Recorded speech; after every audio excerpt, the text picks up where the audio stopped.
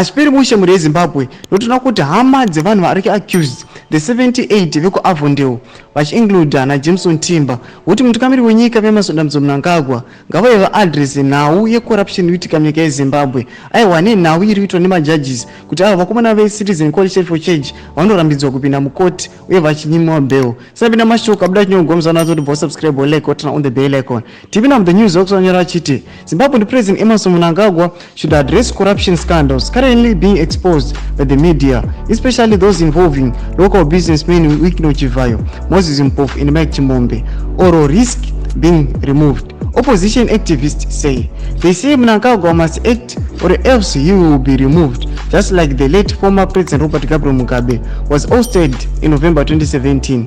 Chivayo, a close Mnangagwa crony, remains free when the Zimbabwe Anti-Corruption Commission has said he is wanted in connection with the Malki 40 million Zimbabwe Electoral Commission tender scandal. Thomas Karubuda pana panyuka zvichinzi aiwa mutungamiri wenyika ngauya aadress nawo iyi nokuti iri very concerning. Wanonyasa kuziva kuti kochi chiri munyasa kuitika nana Wikino Chivayo nevakomana vematenda sana Zek nenhau iri kuitika aiwa kumakotsi vanhu veTriple-C vachinyimwa bail.